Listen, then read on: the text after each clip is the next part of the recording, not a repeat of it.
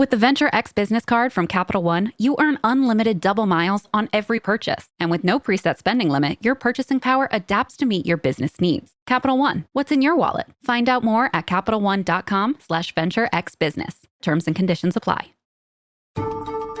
I'm Sarah Lynch, and you are listening to Your Next Move, Audio Edition, produced by Inc. and Capital One Business.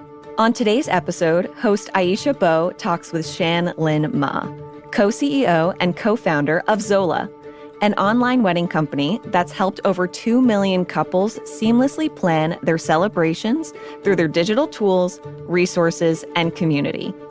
Prior to that, she served as Chief Product Officer at Chloe and Isabel, a social commerce jewelry company. With 2 very fast-growing companies under her belt, Shan-Lyn is the perfect person to discuss what it means to be a leader when your company is growing rapidly and how to manage teams through periods of intense transition. But before we get to that interview, I talked with Karen Bonner, VP of Brand and Acquisitions Marketing at Capital One Business. We talked about the essential skills that leaders need in order to motivate and build trust. Karen, thanks for being here with us today. Hi, Sarah. Thank you for having me. Effective leaders can truly motivate and inspire their teams where others may struggle to lead. You believe there are some skills or attributes that effective leaders have. Let's talk about them. Yes, leaders may have very different styles, but in general, they have some skills in common. And the first, which is probably not surprising, is the ability to build trust with team members. Trust is earned over time through both words and actions. Your team needs to feel like you are looking out for their best interests. And when people feel that trust, they feel safe, which allows them to follow your lead. How do leaders effectively build that trust with their team? I think one of the most important ways to build trust and lead effectively is being authentic. People will sense when you're being fake or not being yourself, and that erodes trust. When you show your authentic self, even including your vulnerability and admitting your mistakes, your team members will feel freer to be their own authentic selves in the workplace as well. You also said that listening is one of the most important skills a leader can have. Let's talk about that.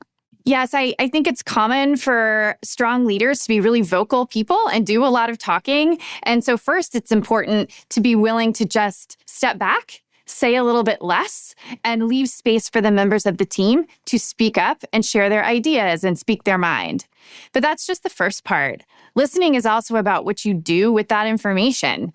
And as a leader, you have to be willing to consider that the ideas or suggestions from the team might be better solutions than the ones you would have come up with yourself. So deciding what to implement when you're listening to your team is a really important part of listening as well. Are there other attributes or traits of effective leaders?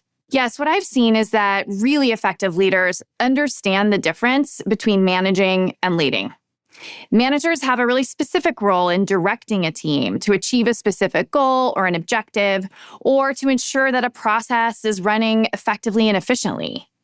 But leaders, on the other hand, they motivate and enable others to grow and develop their skills so they can contribute to an organization in new ways. Leaders have vision and they help inspire people, but that's not necessarily about directing people on exactly what to do. Thank you for sharing these insights about the traits of effective leaders, Karen.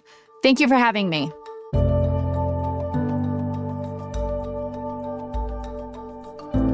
And now, here is Aisha Bowe's conversation with Shan-Lyn Ma. Enjoy. Since launching Zola in 2013, you've become one of the biggest companies in one of the biggest industries, the wedding industry. You've also led the company through enormous growth and are now expanding beyond weddings into Zola Baby and Zola Home. But before we get into that, let's take it back to the beginning. Where did it start for you? Well, like many successful startups, Zola was really born out of personal need. So the year we started, 2013, that was the year that all my friends were getting married at exactly the same time. I think we all have that year in our lives where it feels like we're going to a different wedding every weekend. And it's expensive, it's stressful. And that year, I found myself frustrated with the experiences that I, as a wedding guest, and my friends getting married were going through. It felt like attending and planning a wedding it was an antiquated process stuck in the 1960s. And frankly, I felt like we all deserved a lot better. I remember buying a gift for my friend from her wedding registry. All I could afford was a single silver spoon, and it wasn't even something she really wanted. It was the worst e-commerce shopping experience I had ever seen. And so I was talking to Nobu, my co-founder, and we just said, we can do a much better job. Nobu was married, and he was talking about all the pain points from the point of the couple getting married, and he agreed. And so we set out to really build something that was innovative, that our friends and couples everywhere deserved. Can you tell me a little bit about where your leadership journey started? I grew up in Australia. My family didn't have much, but what we did have was access to the library, where I would read business magazines like Inc. And I would dream about all the companies that were being built, and one day, hopefully, being able to build one myself as an entrepreneur. Didn't know quite how to get there. And the companies that I was reading about at the time, great companies like Yahoo, eBay, Google, they all seemed to start out of Silicon Valley. That seemed to be where the tech revolution was happening. And so I thought, that's where I need to be. I was fortunate to be able to move to the US, to Silicon Valley, to go to graduate school. And from there, the opportunity to work at great companies like Yahoo, and then in New York, a great company called Gilt Group, and learnt a great deal from incredible leaders who knew how to build products that customers love, who knew how to build companies at scale. And that was really where I learned how to be a leader. What was it about business that really captured your heart from an early age? I think it was really the idea that you could build something out of nothing. Also, pragmatically, it was a way to earn an income, but to be able to do it having fun. And I was always drawn to things where you could sell things that you had created yourself, whether it was in school, in high school, we created stress kits, which were different things that we made to relieve stress. And we just made it out of nowhere and we sold it. And what did you know? It did extremely well. Wait, so your first business was making and selling stress kits? Yes. I love it. I love it. I might need one of those now. I've heard that you had a picture of one of the founders of Yahoo on your vision board in Australia. Is it true? I am slightly embarrassed to admit that, yes, it is true. Many people growing up, they have pictures of singers. I had Kylie Minogue, I had Madonna, and I also had Jerry Yang on my bedroom wall, one of the founders of Yahoo. He was someone who, essentially helped open up and make the internet accessible to everyone in a friendly, fun way. And I wanted to be just like him. How did that experience of having that particular founder on your wall influence your decisions down the line when it came to coming to the United States and deciding to pursue a career? Well, Jerry Yang is Asian, so it connected to me in that it felt like, well, if he can do it, maybe I can too. He went to Stanford University, and I thought, well, okay, maybe that's where you need to go. You need to be in Silicon Valley to start a tech company. So I focused all my energy on how could I get myself there, even though I didn't know anyone who lived in the US or who had ever been to Stanford or ever been to tech to work. I've never known anyone who'd ever worked in tech. And then from there, I was very focused on how can I work at a great tech company like Yahoo to learn how it is done for myself so that one day, hopefully, I could do it for myself. I love this. That's a really powerful example. I'm sure that you are also inspiring people all over the world. And you eventually went on and you worked for Yahoo and you worked for Gilt Group. Can you share a little bit about those experiences? Sure. I learned so much there. I would say 3 things that really stick out in my mind. First is the importance of having a senior leadership team that is very closely aligned and all very focused on marching in the same direction. I think when the people at different levels in the company start to see that leaders are not aligned, that is where, I saw things could start to fall apart. The second thing is the importance of having a very clear vision of where the company wants and needs to go, what it needs to do in order to win a certain market. And having that vision articulated was, I saw it done well, I saw it done not so well, and it made all the difference. And then the third thing is I had the opportunity to see what does good talent look like in terms of how they work, and what is the difference between good and great talent. And that helped me think about, okay, what do I need to do to be great? But also, who are the people that I would want to work with and hire myself in the future? Well, now I have to ask you, what is the difference between good and great talent? Great people, they go above and beyond what is just in their job description. They work harder and they push themselves to do the very best they think they can do. And then they push themselves beyond that. I think the other thing that they do is they are willing to look at the bigger picture, so that they're not just focused on the problems that they need to solve, but start to ask the right questions on what does the company need to do, and then how can I help that?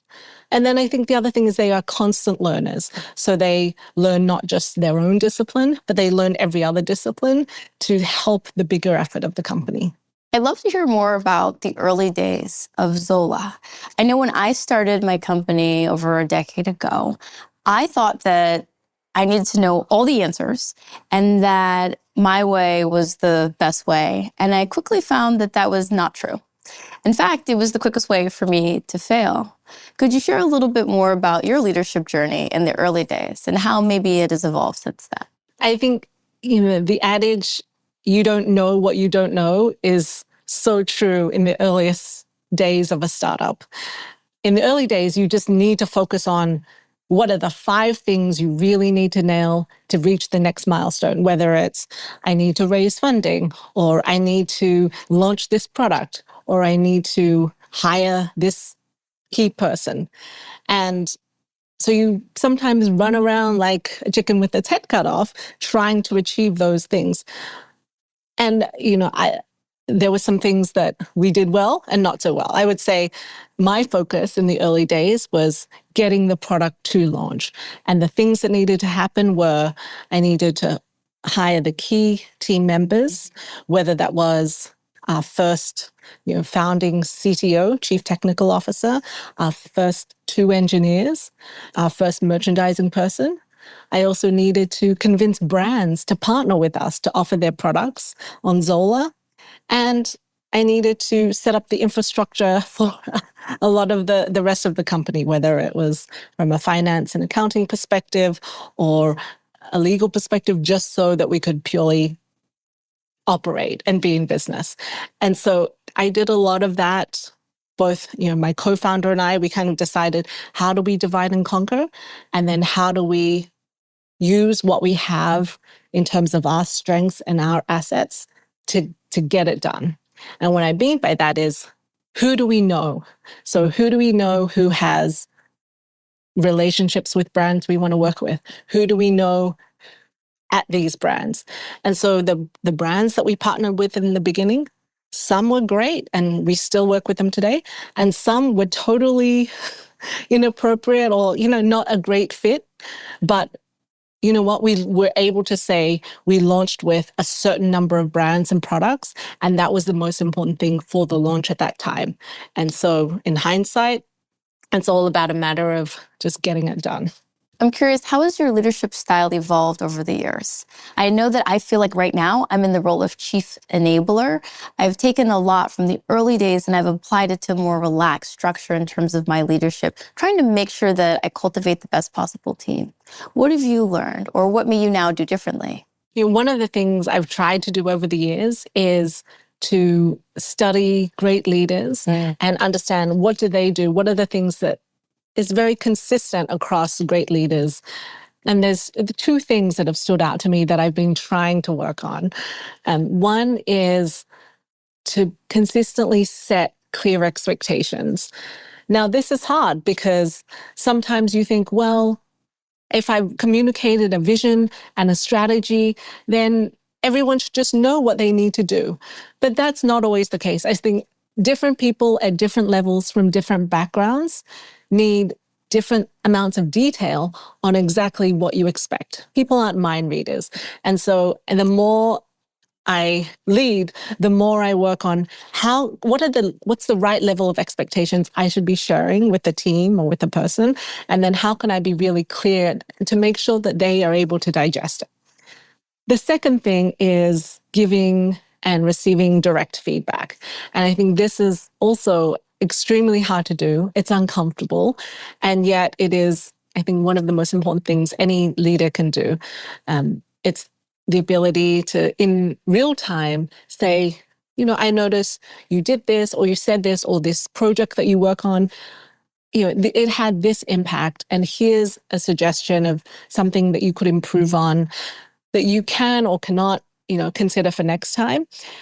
And then ask that, for my own work. And I think that process is how anyone grows and learns. And it's the responsibility of leaders to help their team do that. But it's also extremely hard. And so work in progress. I hope that I'm better now at those things than I was 10 years ago. And hopefully in 10 years from now, I'll be even better. I think both things are powerful takeaways, but I especially have learned to appreciate the first one. When I first started leading, I thought, well, if I provide direction, you've heard it, and I do not need to repeat it. But I had someone say to me, someone who's a little bit more seasoned, well, how often have you learned things perfectly the first time? You probably need to hear them 2 or 3 times before you pick it up. And I said, okay, why don't I take a more relaxed approach and understand that I'm not necessarily repeating myself. I am reinforcing the direction that I provided. And if I can do that in a supportive way, people can actually pick up the thing that I meant for them to learn or for them to hear. So I think that's so powerful. So true. Things have changed so much for me since the beginning days when I used to joke that if I was to wear a hat that symbolized my job, it would be a sombrero because I was doing pretty much everything. These days, I brought in a COO who I describe as unicorn and glitter because she frees me up to do what I love, which is working on the business and not so much in the business. In your early days, did you have a similar experience? Did you take on a lot of roles only to maybe shift it later on? Yes, absolutely. What you described sounds very familiar. I was 2 years into leading Zola. The business was scaling very rapidly, and almost every function was reporting to me. Many of these functions I had very little experience in working in. And so when I asked myself the question, is there someone out there who might be better at leading these functions? The obvious answer was yes. And then I started to think, well, who do I know? Who have I worked with? Who was really the epitome of great at many of these functions? When I had worked at Gilt as a newly minted GM, there was a general manager there, Rachel, who took me under her wing, taught me a great deal, was very generous with her time. And so she was the first person that I called. Very lucky that she took that call, and she came in and it changed the trajectory of the company. And I think as a leader, there's many decisions you make in the life of the company, but very few decisions that really change the course of the business. And this was one of them. Could you share a couple tips for how you pitch Zola and how you may have been able to bring investors around to see your vision for the company? I really had a very big learning journey through the course of fundraising for Zola over a number of years.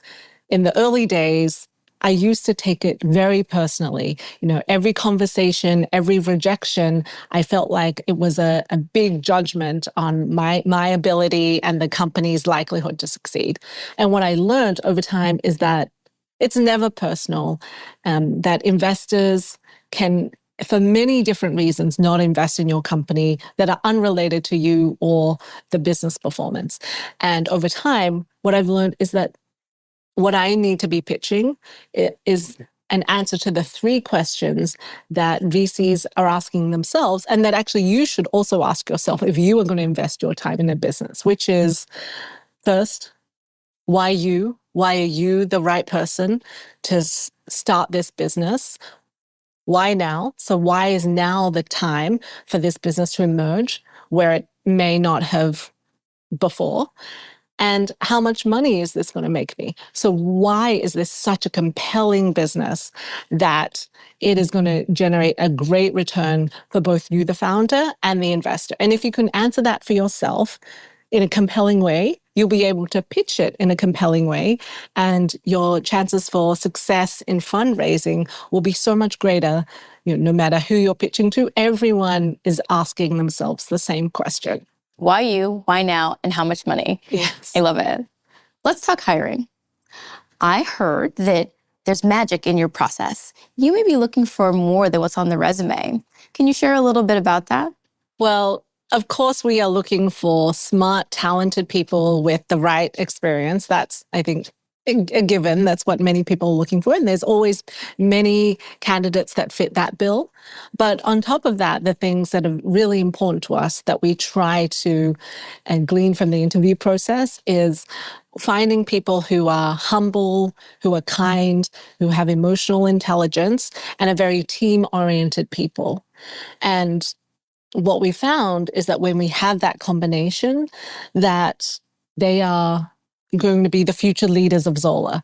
And so we're very fortunate that on our leadership team, the majority of people have been here for 8 or more years, which is very rare in the startup world, but it's, I think, something that we really attribute to.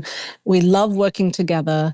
And if we can keep the bar high in terms of not just raw intelligence, but emotional intelligence, then we will build a team that people are excited to continue working with. I love that because in my organization, I have sort of this 80-20 where I'm hiring you for about 80% of what's resume, meaning skills, qualifications, and things of that nature. But it's the 20% that how you talk to people, how you engage with the team, how you show up in the world that really leads to whether or not we have a great team dynamic and whether or not the company is able to exceed with you being part of it. And so I love that you highlighted it because it's more than just the skills on the resume. It's who you are and how you show up in your working environment as well. Which values do you find important as you look to shape the future leaders of your company? The values that are really important to us are transparency. So we try to share as much as we can with the entire team about the business and what we're thinking and planning, inclusivity and real-time feedback. I think we talked a little bit about this, but can we be a place where you can learn and also help other people to learn and get better and grow together? And I think the more that people are open to have direct conversations rather than go behind people's backs, I think the better it is for everyone. As the leader of a technical organization, while I love feedback, there have been times when I had to coach my team how to provide feedback to each other in a constructive manner, let's say not so prickly. I'm wondering, as a leader, are there things that you've done to set an example so that when you encourage this direct feedback, that it's done so in a manner that is, let's just say, friendly and supportive? Well, I always think that feedback is only worth giving and is only effective if the other person receiving it can actually hear it and understand what is being said. And so, some teams, some cultures, team cultures, they might have a team norm of being able to deliver very direct feedback in very succinct ways that might sound harsh to others. But if the recipient is able to hear it and make a change, and feels okay about hearing it, then great. In other instances, for example, where some members of my team have had to have tough feedback conversations, what I've tried to do is coach them through the conversation. Now let's role play.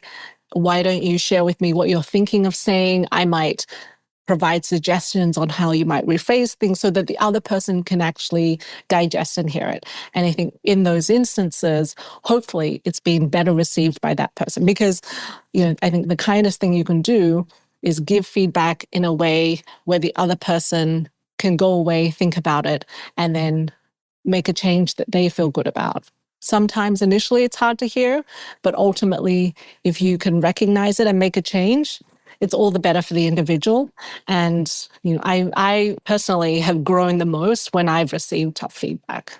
We all have conflict and challenges at work. I know I went through a corporate divorce where a partner and I separated. And during that time, I learned that I was not a very effective leader.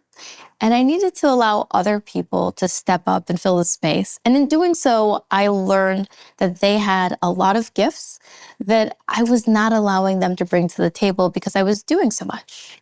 And I really enjoy how the company is, today. Could you share a little bit more about a time that you may have experienced some crisis and how you have dealt with it? Sure. Well, I think the important thing that I like to share with any founder is that every company goes through a crisis at least once, if not multiple times, whether it's a external crisis or an internal crisis. Even in the recent years, we've had a market recession, supply chain shortages. Zola has lived through many crises that from external factors that have impacted us. And what we've really done is kind of consistently each time, followed 3 key steps. So first is don't panic. I think the worst thing that you could do is panic because it then freezes you up and it makes it very difficult to make clear decisions, which you need to do very quickly in a crisis. I think the second thing we start with is understanding the different scenarios that could come out of a crisis. So we will often map out what's a bad scenario, a worst scenario, and a worst case scenario. And what are the various impacts on our P&L? What would it mean for our customers, for our vendors in each of these scenarios? We then start to plan, lastly, around what would we do in each of these scenarios? What are actions we need to take now in any scenario, but then what are the different set of actions we would take depending on how things play out? And I think when you have a clear roadmap to change based on what is happening both externally or internally, it becomes much easier, less emotional. You just can follow your guide because you've already spent a lot of time thinking through all the things you need to do. Don't panic. Don't panic. Very Don't panic. important. We're going to take a quick break and be back with more from Aisha and Shan-Lyn. Here's a little tip for growing your business. Get the Venture X business card from Capital One and earn unlimited double miles on every purchase. Plus, the Venture X business card has no preset spending limit, so your purchasing power can adapt to meet your business needs. And when you travel, you'll have access to over 1,300 airport lounges. Just imagine where the Venture X business card from Capital One can take your business. Capital One, what's in your wallet? Terms and conditions apply. Find out more at CapitalOne.com/VentureXBusiness. It is my understanding that you also have experienced navigating a rather challenging personal crisis. Could you share a little bit about that? Well, in 2016, which was just over 2 years after we had started Zola, I was in a really bad car accident. It left me unable to move for a while. I couldn't think clearly, and I certainly couldn't work, unfortunately, for many months. Of course, it happened out of the blue, and so no plans were set in place for what would happen in this scenario, which in retrospect they should have been. But the work that we did in the lead up to this to put the leadership team in place, to have Rachel join as my partner in the company, that was what got us through this tough time. Almost immediately, Rachel was able to take on much of what I was running temporarily, and the company was able to move forward. And it's one of the things that I am most proud of. One of my mentors has always told me, your goal as a CEO is to make yourself irrelevant. And when I first heard that, I thought, well, a CEO is a pretty important job. What do you mean make myself irrelevant? But after thinking about it and after going through this experience, it made me realize, yes, actually, that is the best thing you can do for your company, because what it means is that you've built something that is bigger than just yourself. This company is bigger than one person, which means it is here for the long run, no matter who is running it. And that is the best possible thing we could do for our couples, vendors, guests, team members, and investors. May I ask if you could share a little more about how this experience changed you and your outlook as a person? You know, the funny thing about being in a car accident is I still remember the exact moment that I was hit. I was in excruciating pain, and I thought what flashed through my brain was, this is it. I'm dying. And then the next thought that flashed through my brain is, there's things that I haven't done yet that I have to do. I cannot go yet. And one of those things was, I really want to be a mother. And so a few years later, I was able to have my daughter. And then the next thing that flashed through my mind is, there's so many things that I want to do with Zola that we haven't done yet. It's not there yet. I can't go yet. I can't leave it. And so thank goodness that wasn't the end. I was able to come back to keep working in the business as soon as I was able to. But what it did was it gave me an understanding of why I'm working. It gave me an understanding of, I'm here because I want to be here. And I have a very clear vision that we should be the company, the go-to place that every person kind of plans their wedding, that serves couples going through this life stage. And there's a lot that we have to do in order to earn that. But I want to do it as quickly as possible. And I'm not done until we do this. And so it was a clarifying moment in the things that matter to me most and why. Having gone through this experience, I'm wondering, how did it change how you approached, how you viewed the things that you wanted to accomplish in life?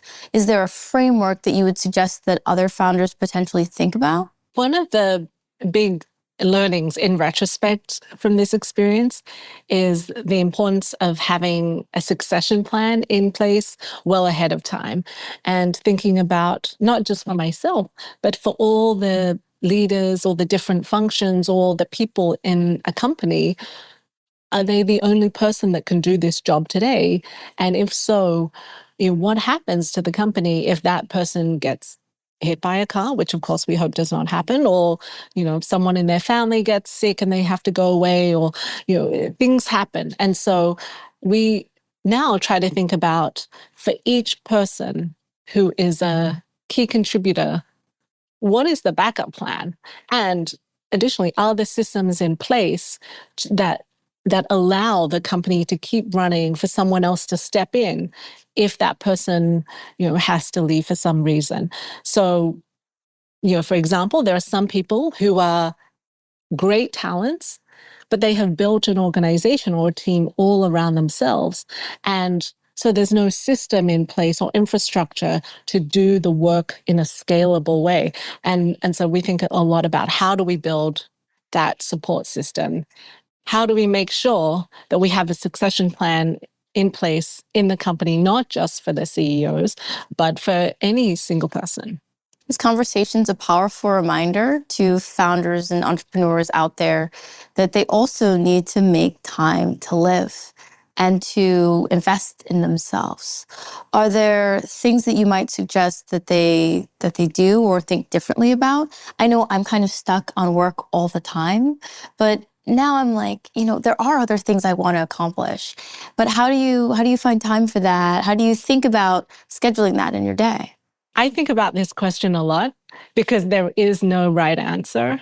What I've come down to for myself is identifying the things that give me a lot of energy and making sure that I carve out time to do those things, whether it's cooking or exercising or watching Netflix. Those are the things that I end up saying, I could sleep an extra hour, but I'm going to maybe watch this Netflix show. But on a more serious note, the topic that you raise, I think, is so important. In the years that I've been working on Zola, unfortunately, I've had many friends who are founders who have either passed away because of mental health struggles, or they have suffered huge health incidents. And this is I think, a growing trend because it is tough to be a founder. And so what I wish I could say to one founder friend who unfortunately we have lost is you can work on your business 24/7, do everything you can, but if it means that you have to leave it too early, then what is it all for? And I wish I could go back in time and tell him.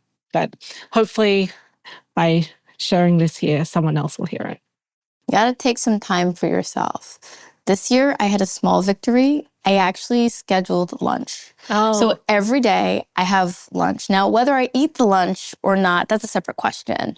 But I find a little bit of joy in taking time and knowing that I'm going to get 45 to 60 minutes that are dedicated to myself each day. Oh, well, I'm very glad to hear that. Lunch is my top priority, as anyone at Zola will tell you.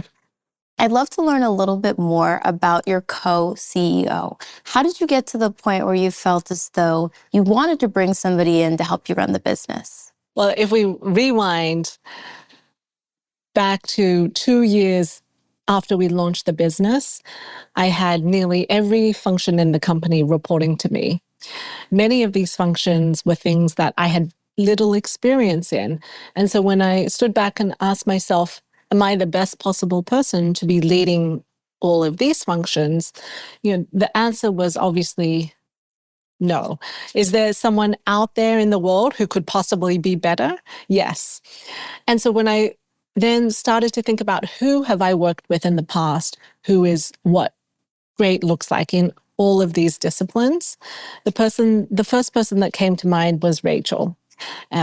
We worked together at Guild Group, where I was a newly minted GM or general manager, and she was an experienced GM. And I would go to her and ask her for advice on how do you run a business? What are the things that you think about? She was extremely generous in her time in walking me through how she might think about things. And I learned so much from her that when I thought about who would I love to learn from, who would be great at leading these functions at Zola and kind of being my partner, she was the first person I called, and I was lucky that she took the call. So she joined in 2016 as president and COO and has been here for the last 8 years. As Zola continues to grow and evolve, how do you see your role changing? Well, over the last 10 years of Zola, I think my role has changed probably every year, at least once. And, it's hard to predict how it will continue to evolve. But what I've always tried to focus it on is what are the things that the business needs me to be most focused on at this point in time? And then what are the things that other people can take on? And how can I make sure that I delegate to them and give them space to run while also taking on things that are important to the business? In having this conversation, I feel very comfortable saying that you are where I hope my business goes. And so I'm wondering, what do you see for yourself as the legacy that you would like to leave? When I look back one day, I hope that I can say we have built a great team that many of which went off to then work and do amazing things in their work after Zola and were successful because of many of the things that they learned here, as well as we built an incredible game-changing product that changed the lives of many people and made them fundamentally happier, and that we really are leading the industry and therefore did it in a way where we were still nice people. And we showed that good people and good women can win big. Sitting here, I'm listening to you and you're inspiring. You're inspiring to me. I know you were inspiring to many out there who may never have a chance to meet you. Have you thought about a book or other ways that, and then I just put that in there because I would love to read your book. So I just had to, let me throw that out there. But have you thought about other ways in which you may like to leave a legacy outside of Zola? Honestly, I feel like we still have so much to do and prove at Zola that, every day I feel like I need to come here, leave it all on the field, and show people that Zola can become what I think in my head it can become. It can become, an industry-defining company. And once we do that, maybe I'll think about some of the things you mentioned. What's your next move when it comes to leading Zola in the future? Well, recently at Zola, we expanded from being very focused on weddings to launching a baby registry. And so our goal is to continue to serve couples as they progress through different life stages. We want to be that place that holds your hand through the happiest moments of your life. And so anything that could encompass, we want to be there. That's all for this episode of Your Next Move. Our producer is Matt Toder. Editing and sound design by Nick Torres. Executive producer is Josh Christensen. If you haven't already, subscribe to Your Next Move on Apple Podcasts, Spotify, or wherever you listen. Your Next Move is a production of Inc. and Capital One Business.